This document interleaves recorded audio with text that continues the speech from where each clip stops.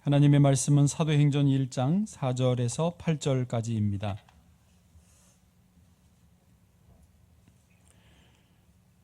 한 목소리로 말씀을 봉독하겠습니다.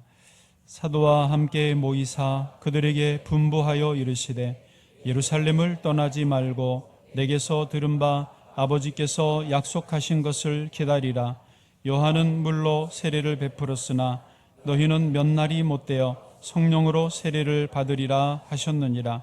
그들이 모였을 때 예수께 여쭈어 이르되 주께서 이스라엘 나라를 회복하심이 이때니까 하니 이르시되 때와 시기는 아버지께서 자기의 권한에 두셨으니 너희가 알 바 아니요 오직 성령이 너희에게 임하시면 너희가 권능을 받고 예루살렘과 온 유대와 사마리아와 땅 끝까지 이르러 내 증인이 되리라 하시니라. 아멘. 오늘 성령의 충만을 사모하라 제목으로 말씀 나눌 때인데요. 먼저 영상을 보시고 말씀을 이어가겠습니다. 단위 기도회 때 그 술 얘기를 좀 많이 했었거든요. 근데 그 후에 이제 저 연예계 후배 잘 모르는 분들이지만 통해 걷는 게 제가 다니엘 기도회 보고 술을 끊었습니다. 할렐루야. 제 주변에 저 교회 분들도 제가 집사님 기도 보고 제가 끊었습니다. 그러더니 너무 많아진 거예요. 그래서 가정이 살아났다. 이런 분들도 피드백을 받아가지고 하나님께서 꼭 필요한 말을 하게 하셨구나. 뭐 유튜브나 인스타 이런 거 올라오는 거 보면 분명히 크리스찬인데 좋은 데서 밥 먹고 하는데 꼭 술이 있어요. 예, 와인 있고 이런 것들이 이러면 안 되는데 이게 저분 저처럼 그러다 혼나는데 그럼 너무 고통스러울 텐데 이런 생각이 많이 들어요. 그 TV를 보면 너무 진짜 사탄이 너무 교묘한 게 담배는 꽤 오래전부터 TV에 못 나오게 돼 있습니다. 그렇죠. 예, 근데 술은 지금 보면 너무 많이 나와요. 예능이건 드라마건 뭐건 술이 안 나오는 게 없어요. 그리고 이게 마치 TV를 보고 있으면 그래 저기 가면 저 술을 먹어야 되는구나. 저 음식에는 저걸 먹어야 되겠구나. 저 술을 먹어. 이게 너무 자연스럽게 되거든요. 근데 사실 어떻게 보면 담배보다 더 위험한 게 술이에요. 술로 범죄를 저지르고 사고를 일으키고 사람을 죽이기도 하고 진짜 직접적으로 영을 흐리게 하는 게 술인데 이거는 그냥 놔둔 거예요.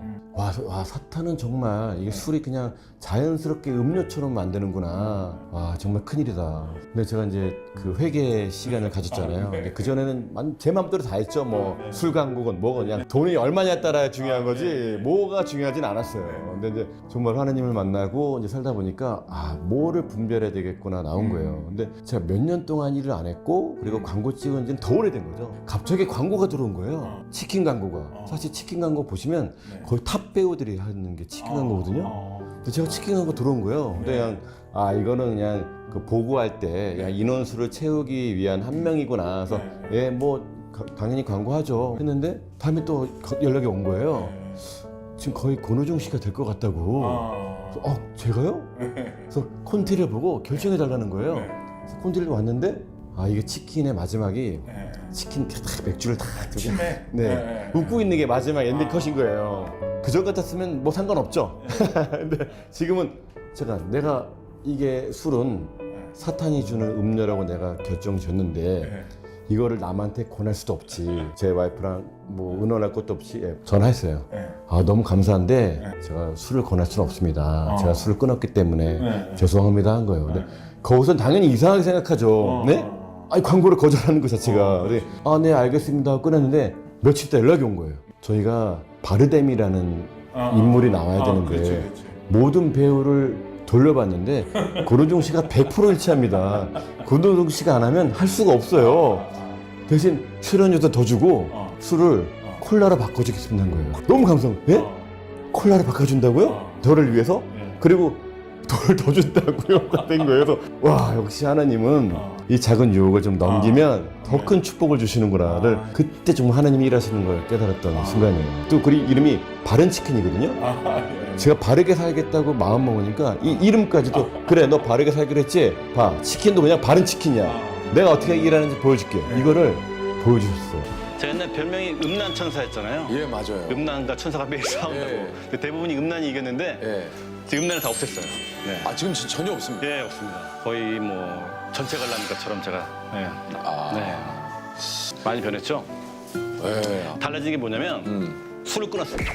아, 술 안 해서요. 1년 반 정도 끊었습니다, 지금. 네. 너무 달라지지 않았나요? 네, 아, 술 그래도 좀 가끔 그거 하셨는데 많이 자주 안 했죠. 자주 그런 것도 안 하시고. 네, 그렇습니다.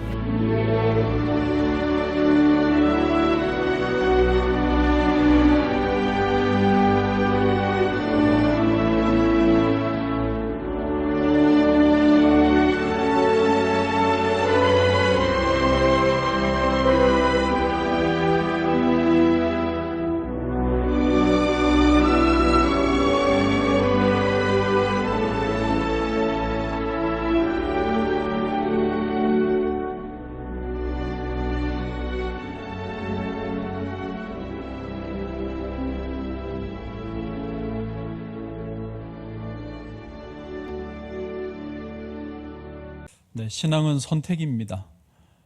핑계할 수 없고 또 주님이 주신 그 길에서 우리가 바른 선택을, 바른 치킨이네요.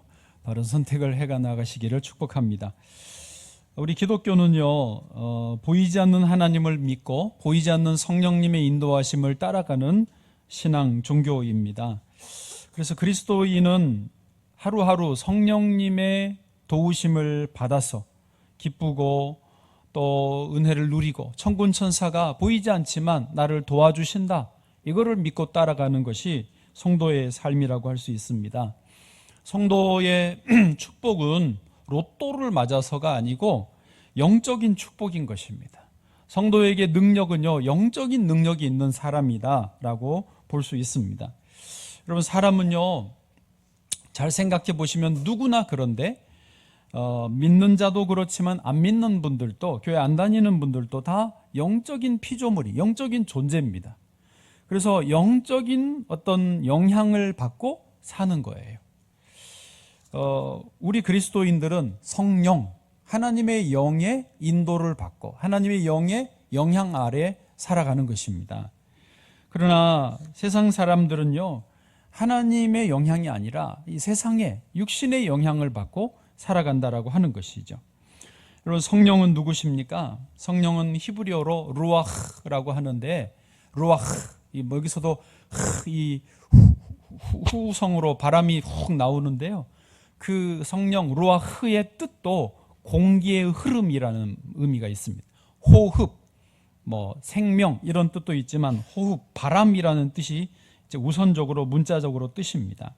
그러니까 성령님은 하나님의 영이시고 진리의 영이시고 우리를 예수님께로 인도하고 예수님이 가르치는 삶을 살게 생명길로 인도해 주시는데, 기본적으로는 루아흐, 공기의 흐름, 바람이라는 것입니다. 그러니까 우리 믿는 사람들은 성령의 바람을 따라서 사는 사람이에요. 반대로 말하면 안 믿는 사람들은요, 세상의 그 바람을 따라서 사는 사람들이라는 것이죠.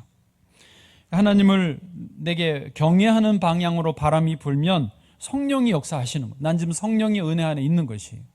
그러나 세상을 따라가고 세상이 자꾸 좋고 그쪽으로 나아가는 나도 모르게 자꾸 경향이 가면은 나는 의식을 못해도 마귀가 내게 지금 바람을 후 하고 불어주고 있는 것입니다. 그런 의미에서 1번, 첫 번째, 나는 누구를 따라가는가 한번 스스로 질문을 해보시자는 것입니다. 여러분, 나는 지금 성령의 루아흐를 따라가십니까? 아니면 사탄의 루아흐, 바람을 따라가고 있으십니까? 내가 가는 것을 보면 압니다. 바람은 눈에 보이지 않지만 분명히 바람은 있고 영향을 끼칩니다. 일기예보를 보면 오늘은 동남풍이 초속 몇 미터로 불 것이고 이렇게 바람이 있고 바람의 영향을 설명해 줍니다. 방향을 설명해 줍니다. 분명히 있습니다. 우리가 인정하지 않아도 나는 어느 방향으로 따라가느냐 이 말입니다.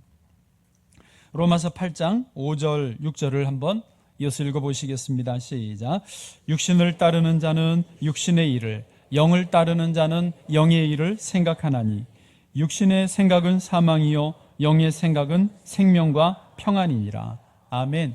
5절을 다시 보시면 분명히 육신을 따른다. 5절 네네, 아니 방금 읽은 5절. 네. 육신을 따른다. 육신의 바람을 따라가는 사람은 육신의 일을 생각합니다. 성령의 바람을 따르면 성령의 일을 생각합니다. 근데 결과는 그다음 뭡니까? 6절에 보니까 육신의 생각의 결과는 사망이고 영의 생각의 결과는 생명과 평안이라는 것입니다. 여러분, 우리에게 마귀가 바람을 불어주면은 세상을 사랑하게 되고 육신의 것을 늘 생각하고 늘 그쪽으로 쫓아가다가 결국은 사망의 결말을 맞이하게 되는 것입니다. 그러므로 우리는 영적인 일에 소망을 두고 영적인 생각을 하고 성령의 인도하심을 따라가야 될 줄로 믿습니다. 그래서 그렇게 따라가는 게 우리 성도의 삶이에요. 성령을 따라가면 하나님과의 관계가 기본적으로 회복이 됩니다. 우리 인간에겐 이게 제일 중요합니다. 그러면 그 다음에는 육의 문제도 해결이 되고 어떤 사람과의 관계도 다 해결이 되고 하나님께서 전인격적으로 은혜와 복을 주시는 것입니다. 육을 따라가면 당장은 재미있어 보입니다. 당장은 뭔가 짜릿하고 기쁨이 있을 것 같습니다. 그러나 결국에는 아무것도 얻지 못하고 육도 안 되고 영도 안 되는 것입니다. 안타깝게 많은 사람들이 이 육의 지배를 받으면서 마귀의 지배를 받으면서 살아갑니다. 자기가 그런 줄을 모르고 따라간다라는 것이죠. 여러분, 사람이 밉습니까? 그 미움 때문에 잠을 못 자겠습니까? 마귀가 바람을 불고 있는 것입니다. 어떤 향락을 쫓아가는 거, 재미있는 거, 도파민이 팡팡 터지는 그쪽으로 자꾸 가고 싶습니까? 그게 재미있다, 신난다. 그렇지만 그 뒤에서 마귀가 바람을 불어주고 있다는 것을 알아야 됩니다. 불의한 길로 걸어가고 음란을 좋아하는 것도 다 마귀가 바람을 부는 것입니다. 여러분, 게임 중독에 빠진 사람들도, 도박 중독에 빠진 사람들도 자기는 이 길이 어쩔 수 없고 이 길이 가야 되고 당연하고 이 길만이 옳은 길이라고 생각하지만 그 뒤에서는 마귀가 딱 칸을 막아놓고 여기로만 가라고 몰아놓고 있다는 것을 알아야 됩니다. 동성연애를 하는 분들은 하나님의 창조 질서를 파괴하는 것입니다. 하나님은 분명히 남자와 여자를 창조하셨는데, 그리고 남자와 여자가 결혼을 하게 하셨는데, 동성연애자들은 우리는 태어날 때부터 이런 유전자를 가지고 태어났다라고 주장을 합니다. 여러분, 영적으로 보면 전혀 그렇지 않습니다. 예를 들어서 도둑질을 하는 사람이 나는 태어날 때부터 도둑질 유전자를 갖고 태어났어. 그러면 여러분 그걸 받아들이시겠습니까? 도박을 하는 사람이 나는 태어날 때부터 도박을 하도록 태어났다. 그런 말을 믿겠습니까? 나는 음란에 빠지게 되어 있어. 유전자가 그래. 그런 유전자가 어디 있습니까? 다 뒤에서 사탄이, 마귀가 바람을 불어서 그쪽으로 휩쓸려 가는 것입니다. 사탄이 도둑질하게 하고 도박하게 하고 음란한 것에 빠지게 하는 것이기 때문인 것입니다. 사탄의 지배를 받으면 누구도, 아무리 공부를 많이 한 사람도, 아무리 과학자도, 심지어 여러분 죄송하면 목사도 사탄이 뒤에서 충동질하면 잘못하면 그리 빠지는 것입니다. 사람은 다 그래서 유전자 때문이 아니라는 것입니다. 그런 의미에서 여기 있는 저와 여러분이 이렇게 예수님을 믿는 것은 유전자 때문입니까? 아닙니다. 우리 유전자는 죄인의 유전자였습니다. 성령이 오셔서, 성령이 바람을 부어주셔서 루아흐 해주셔가지고 우리 마음이 열리고 예수님의 십자가가 내 마음에 들어오고 내가 죄인인 것을 인정하고 주여 나의 죄를 사하여 주옵소서, 겸손하게 예수님을 의지하는 신앙의 삶을 살게 된 것입니다. 유전자가 아닙니다. 전적인 은혜인 것이고 성령의 바람 때문인 걸로 이신 줄로 믿습니다. 그렇습니다. 누구나 성령 충만하지 않으면 다 끌려가게 되어 있습니다. 여러분, 서울대를 나와도 이단에 끌려가고 음란한 것에 빠지고 이상한 것에 빠져 있습니다. 여러분, 그런 게 세상이 중요한 게 바람이 뒤에 누가 추동하느냐. 그런 의미에서 우리 스스로 잠깐 지금 생각해 보십시오. 나는 누구를 따라가는가? 나는 어떤 바람을 지금 타고 가는가? 여러분, 성령의 바람을 타고 가시기를 축복합니다. 두 번째로, 그런 의미에서 성령 충만을 사모해야 됩니다. 여러분, 요즘에 뭘 사모하세요? 내가 사놓은 주식이 오르기를 사모하세요? 내가 지지하는 후보가 당선되기를 사모하세요? 자식이 잘 되기를 사모하세요? 병이 낫기를 사모하세요? 나름대로 사모하는 바가 있으실 것입니다. 오늘 본문에서 제자들이 예수님께 이렇게 질문을 합니다. 6절 말씀입니다. 시작. 그들이 모였을 때 예수께 여쭈어 이르되 주께서 이스라엘 나라를 회복하심이 이때니까 하니. 아멘. 지금 제자들이 사모하는 바가 있었습니다. 그것은 이스라엘 나라가 회복되는 것입니다. 로마 제국의 지배를 받고 있었는데 우리는 언제 해방을 받고 자유를 얻게 됩니까? 정치적으로 자유를 얻기를 사모하고 있었던 것입니다. 그런데요, 놀랍게도 예수님의 대답은 조금 제자들이 듣기에는 엉뚱했습니다. 7절에 보시면은요, 이르시되 때와 시기는 아버지께서 자기의 권한에 두셨으니 너희가 알 바 아니요. 이 말씀이 뭡니까? 신경 꺼라. 지금 우리가 주권을 잃어버리고 압제를, 로마의 지배를 받고 있는데 거기에 대해서 신경을 꺼라, 그 말씀이십니다. 그것을 먼저 사모하지 말라는 것입니다. 여러분, 지금 선거 기간이어서 많은 분들이 정치에 관심을 갖습니다. 관심을 갖는 것은 좋지만, 그리고 우리가 민주주의의 국민의 한 사람으로서 정당하게 투표권을 잘 행사해야 되는 것은 중요한 일입니다. 그러나 여기에 너무 목숨을 걸지는 않으시면 좋겠습니다. 또 좀 부탁을 드리는데, 이렇게 내가 좋아하는 그 어떤 성향에 대해서 카톡으로 자꾸 반복해서 카톡을 보내고 문자를 보내는 것은 교인들끼리는 안 하시는 게 좋겠습니다. 왜냐하면 다 성향이 있고 생각하시는 바가 있는데 내가 생각하는 바를 누가 뭐라 그럴 수는 없습니다. 민주주의에서는 다양성이 중요하거든요.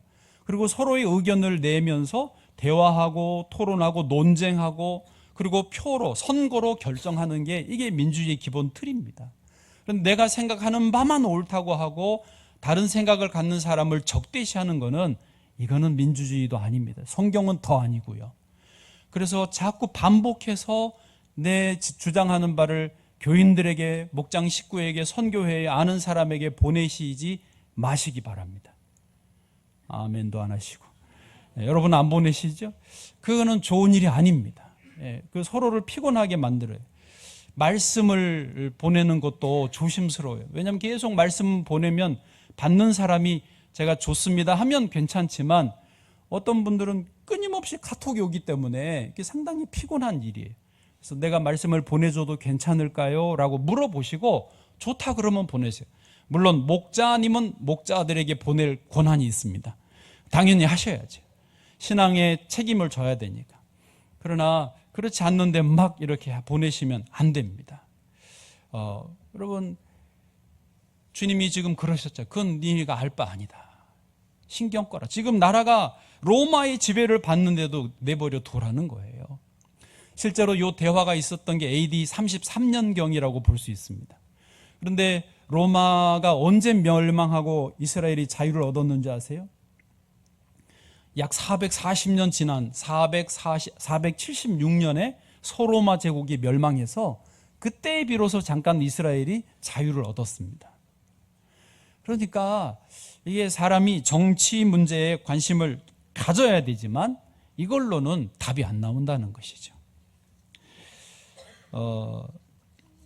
다시 말합니다. 이제 선거 때라서 지금 다 이 관심이 있지만 저도 관심을 왜 안 갖겠습니까?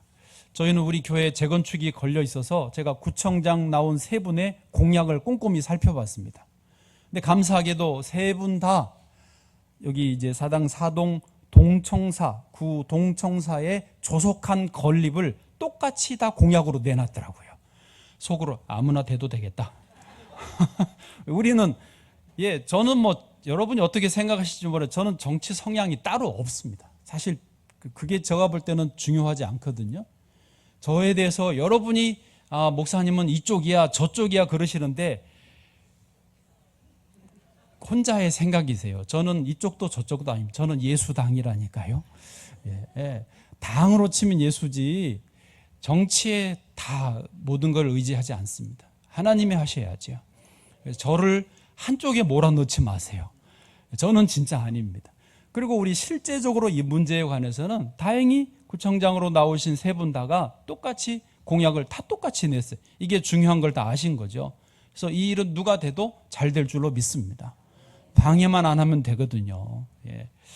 어쨌든 주님은 그런 일에 대해서 내려놓고 오직 성령으로 충만하기를 사모하라고 말씀하신 것입니다. 여러분, 지금 사람들이 다 겉으로는 멀쩡하고 병이 없어 보이지만 안으로는 괴로워하고 중병에 걸려 있는 경우가 많습니다. 가정이 무너지고 학교 교육이 붕괴되고 사회가 서로 신뢰를 못합니다. 층간소음 때문에 살인하고 주차 문제 때문에 아주 시끄럽습니다. 어제도 산책하려고 이렇게 오전에 동네를 도는데 어느 빌라 주차장에서 계속 차가 경적을 울리는 거예요. 무슨 일인가 하고 계속 울려서 이렇게 슬쩍 봤더니 한 차가 막아져 있고 이 안에 있는 차가 나가야 되는데 밖에 그 부인하고 아이가 서서 기다리고 있고 운전자가 안에서 빵빵 그러는데도 차를 안 빼주는 거예요. 저러다 싸움 나겠다. 동네인데. 그러면서 이렇게 계속 또 그거 재밌잖아요. 계속 이렇게 보는데 다행히 정말 다행히 그 부인과 아이가 그 부인이 지혜로우신 거예요. 우리 그냥 걸어가자. 멀지 않으니까 걸어가자. 계속 그래가지고 다행히 남편이 말을 들으셔가지고 포기하고 그냥 이렇게 가시는 거를 같더라고요. 참 다행히 그 주차 문제도 얼마나 예민한지요. 조금만 더 하면 싸움 나죠. 심각하죠. 그래서 심하면 뉴스에 나오듯이 살인도 하지 않습니까? 청소년들도 보면 그 예전에는 수요 예배도 오고 우리 교회 아이들이 금요 기도회도 오고 그래. 요즘은 잘 못 옵니다. 너무 열심히 공부를 하는 것 같아요. 저는 애들이 다 놀고 그냥 지내면 좋을 것 같은데 너무 열심히 공부해요. 길에서도 아이들을 보면은 무거운 가방을 메고 자기 덩치보다 더 큰 가방을 메고 근데 또 가방이 무거우니까 허리는 꾸부정해서 얼굴은 스마트폰 보고 이렇게 가는 거예요. 그 모습이 너무 좀 안 됐어요. 균형이 안 맞는 모습이잖아요. 요즘 아이들이 지금 그렇게 살고 있습니다. 자기 주변도 못 보고 하늘도 한번 쳐다보지 못하고 그렇게 살아가고 있습니다. 어린아이부터 노인에 이르기까지 다 허무와 절망과 염려에 쌓여서 헤매고 있습니다. 이럴 때 우리는 어떻게 살아야 됩니까? 이럴 때 우리는 무엇을 사모해야 되겠습니까? 지식을 더 쌓으면 이 문제가 해결됩니까? 돈을 더 많이 모으면 문제가 해결됩니까? 우리가 좋아하는 사람이 권력을 잡으면 이 문제가 해결될 것 같습니까? 전혀 그렇지 않습니다. 이 문제의 답은 주님이 분명히 가르쳐 주셨습니다. 성령의 충만함을 받으라는 거예요. 8절입니다. 8절 다 같이요. 시작. 오직 성령이 너에게 임하시며 사마리아와 땅 끝까지 이르러 내 증인이 되리라 하시니라. 아멘. 성령이 우리에게 임하시면 큰 권능으로 함께 하십니다. 그러면 우리의 짐을 대신 져 주십니다. 아이들, 학생들 그 무거운 책가방 그 벌써부터 인생의 무거운 짐을 지고 가는데 아이들이 사실은 성령 충만해야 됩니다. 공부해야 되니까 교회 갈 수 없어요. 저는 그게 거꾸로 돼 있다고 봅니다.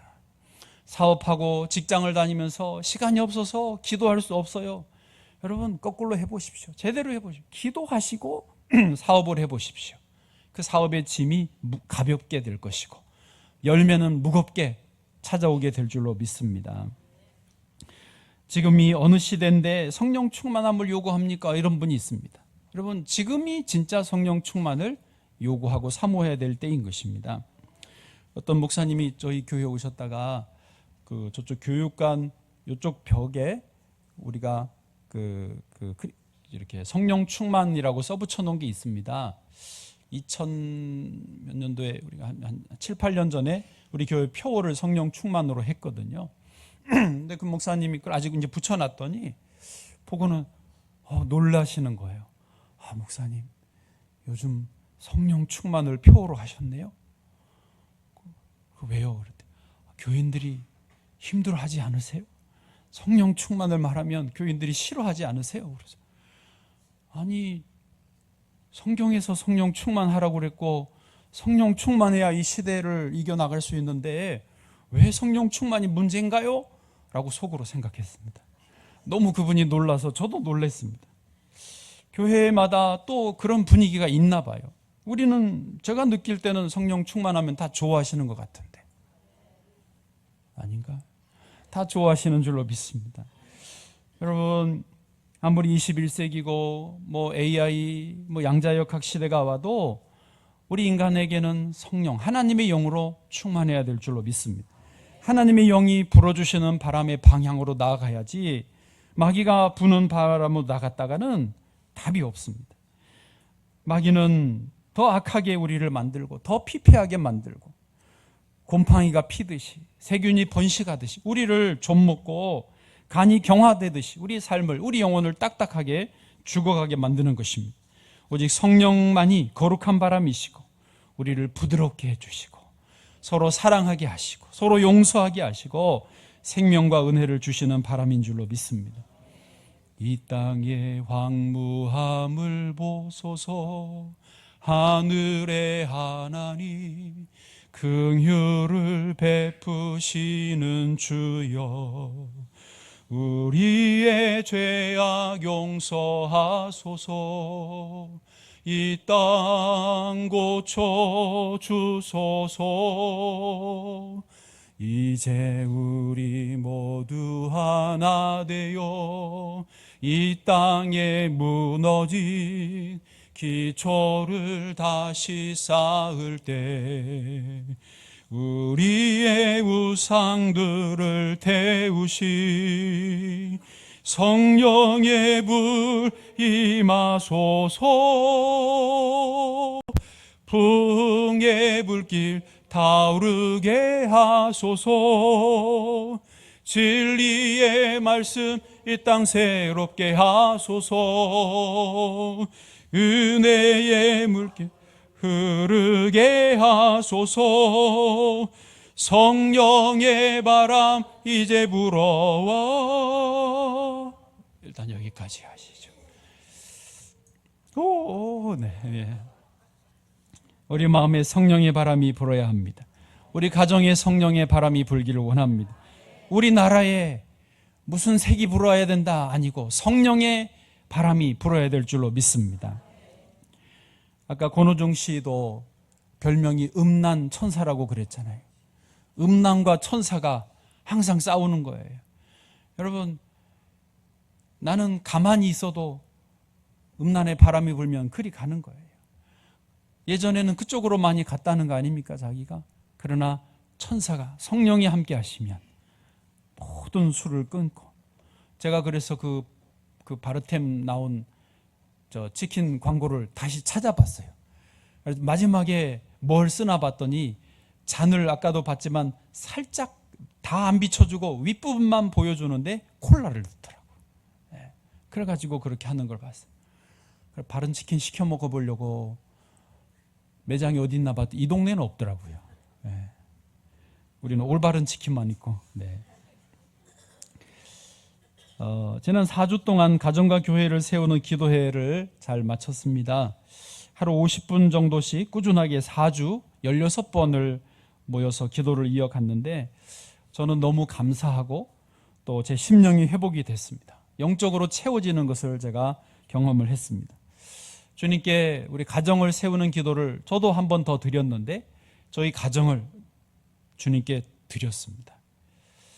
그게 뭐냐고 물으신다면 말할 수 없습니다. 그리고 새 예배당 건축이 제가 그전에는 마음에 좀 부담이 있었습니다. 예배당 건축을 어떡하지? 에티오피아에서 교회학교 1000명을 하고 건축은 못하고 양철 창고에서 교회학교 1000명 하다가 넘겨주고 왔는데 다음 오신 분이 건축을 하셨거든요. 그래서 제가 아직 한 번도 건축을 못했어요. 여기 이 건축을 하나님이 하게 하시는데 4주 기도하고 나니까 비로소 제 마음에 어떤 확신이 들었어요. 이렇게 하면 되겠다. 주님이 하시겠다. 그리고 저도 저 자신을 드리기로 결단을 했습니다. 그렇게 해야 성전이 세워지는 거더라고요. 어쨌든 저에게는 너무 귀한 시간이었습니다. 여러분도 참여하시면서 각자에게 주신 은혜가 있으실 줄로 믿습니다. 이제 한 2주 정도 쉬었다가 다시 기도회를 하려고 하는데요. 여러분 쉬는 동안에도 계속해서 매일 하루 30분씩은 기도하시기를 바랍니다. 성령 충만은요, 기도하는 사람에게만 임하는 것이거든요. 꾸준히 기도할 때 우리 마음이 뜨거워지고 가정이 뜨거워지고 교회가 뜨거워지게 될 줄로 믿습니다. 이제 말씀을 정리하면서 마지막으로 성령으로 충만한 삶을 사모하시기를 바랍니다. 성령으로 충만한 사람들은요, 하나님이 늘 은혜의 비를 내려주시는 거예요. 이른 비와 늦은 비를 내려주시는 것입니다. 우리 메마른 심령 위에 단비가 내리듯이 항상 하나님이 부어주시는 것입니다. 여러분, 우리가 이 땅에 살면서 서로 노력하고 도와주지만 하나님이 도와주시는 거에는 비할 바가 없습니다. 에스겔 34장 26절입니다. 시작. 내가 그들에게 복을 내리고 내 산 사방에 복을 내리며 때를 따라 소낙비를 내리되 복된 소낙비를 내리리라. 아멘. 저 여러분에게 하나님께서 은혜의 비를, 복된 비를 내려주시기를 바랍니다. 저희 할아버지 집에 가면 이제 봄 농사철에는 새벽같이 할아버지가 일어나셔서 논에 나가세요. 할아버지 뭐 하러 가세요? 그러면 논에 물대로 간다고 그러시는 거예요. 비가 안 올 때 이제 모내기를 해놓고 봄비가 좀 와야 되는데 안 오잖아요. 그러면 흐르는 물을 이렇게 물을 대려고 가서 그 물길을 열어서 돌려주시는 거예요. 그러면 저 집에 논 들어가고 이 집에 논에 물 들어가고 그렇게 말라 죽지 않게 그 봄을 버티는 겁니다. 근데 할아버지가 그러시는 거예요. 이렇게 흐르는 물로 그 논에 물을 대면 그 모내기 한 모가 빨리 안 자란대요. 말라 죽지는 않지만은 막 쑥쑥 자라질 않는데요. 그 언제 자라는데요? 하늘에서 비가 와야 된대요. 하늘에서 비가 확 봄비가 쏟아지면은 거짓말처럼 막 1시간만 해도 벼가 쑥쑥쑥 올라온다는 거예요. 자고 깨면은 쑥쑥쑥 올라와서 거의 벼를 막 연글 정도로 그렇게 자란다라는 것입니다. 실제로 상추도 저희 옥상에 심어 보면은 이게 물을 제가 수돗물 틀어가지고 주거든요. 그때보다 비가 온 다음에 가서 보면요, 쑥 자라 있습니다. 네, 다 따다 먹을 수 있습니다. 우리의 삶도 그렇습니다. 우리가 열심히 살고 성실히 하고 서로 도와주지만은 인간의 수고와 노력은 한계가 있습니다. 하나님께서 은혜의 비를 쏟아주셔야 인생이 진정으로 복이 되고 풍성히 열매 맺게 되는 줄로 믿습니다. 그렇습니다. 여러분, 우리가 북한 땅만 봐도 그렇지 않습니까? 북한도 똑같은 한반도 땅이고 DNA로 유전자로 보면 북한 사람이나 우리나 똑같은 한민족인데 도대체 북한은 왜 저렇게 안 되는 것입니까? 농사를 지어도 안 되고 뭐 해도 안 되고 그 어려움, 고통, 굶어 죽는 분들이 부지기수입니다. 이유가 뭡니까? 그들이 교회 문을 닫아버렸어요. 하나님을 향한, 하늘을 향한 문을 닫아버리니 자기들이 문 닫았으니 땅의 것으로 하려고 하니 안 되는 것입니다. 여러분, 우리 삶의 무거운 짐을 벗고 독수리처럼 힘차게 날아올 수 있는 길이 있습니다. 성령 충만한 것입니다. 성령의 바람이 불어야 되는 것입니다. 성령의 단비가 내려야 되는 것입니다. 저와 여러분의 가정에, 우리의 삶에 성령의 단비가 풍성하게 내리시기를 축복합니다.